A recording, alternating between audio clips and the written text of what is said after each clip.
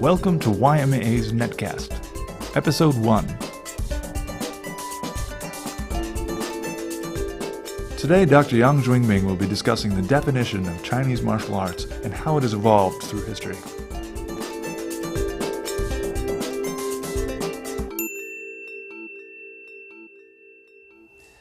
Hello. Today I would like to talk about a subject, talk about how the Chinese martial arts name was derived through Chinese history. All these names through the times, they're called differently. And these names often bring the Western society very confusing idea. Okay, now we try to see the earliest record I can record back is to talk about, go back to 300 BC. At that time, martial arts is commonly called ji ji. You look at the word ji, that means skill or technique. Ji is attacking. So I talk about attacking skill at that time. So obviously, you can see from the words, at that time, they emphasize a lot of attacking instead of defensive. Again, because they talk about 300 BC, at that time, China was in chaos situations. At that time, so many small countries attacking each other. So at that time, it's not talking about more defensive, it's more talking about try to conquer. All right, then slowly we go to next stage. About 230 AD, let's talk about almost 1800 years ago. At that time they call Wu Yi. Wu again, Wu is called martial. Yi is arts. So actually martial arts supposed to call Wu Yi instead of what commonly called Wushu today. So here we have to interpret this Wu because now these words start appear. If you look at these words, you can see Wu actually divided by two words because this one was constructed by two words. One word is called stop. The ge is a Chinese ancient weapon. Zi ge, you see these two words become one word.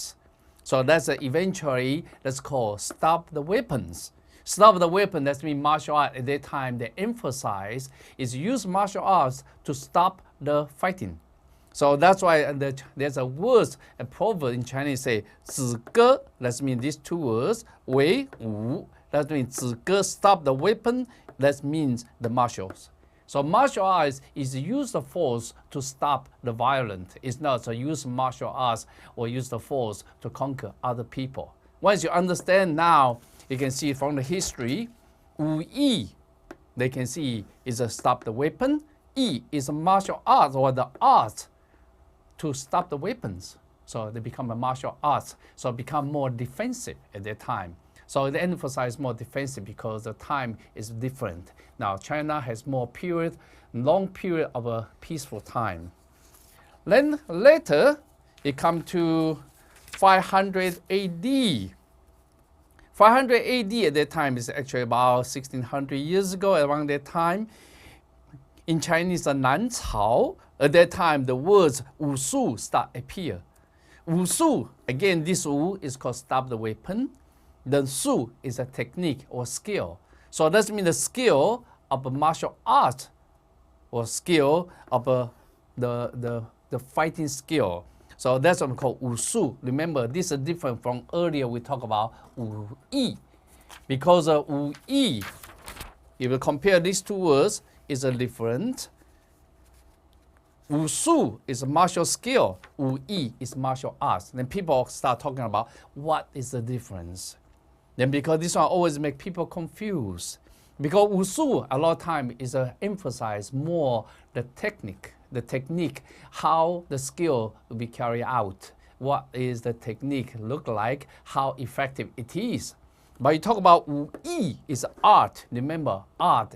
Shu is mean it manifests outside. It already shown. Yi, no, it's art, it's a feeling. So includes the Wu Yi talking about the strategy and the tactics or the thinking, both mentally and physically. Not only that, we talk about the big battlefields. Wushu more emphasize more individuals' fighting skill. But Wu Yi more talk about both of fighting skill individually or talk about the armies fighting. So Wu Yi talking about archery, talk about horseback riding, and talk about how to defend the war, how about strategy, how to set up the army. All this considered Wu Yi. So you can see Wushu basically is part of Wu Yi. Wu Yi includes more wide definitions of anything. Okay, you look back to Chinese history. So now Wushu become more common. That's because this Wushu later has been recalled or been emphasized in Chinese Qing dynasty. Because Qing dynasty actually only about 200-300 years ago. But this Wushu later mainland China taken over by Communist Party, then they commonly use Wushu. So this Wushu become very commonly used today. A lot of people know what is Wushu. But question now, in 1960,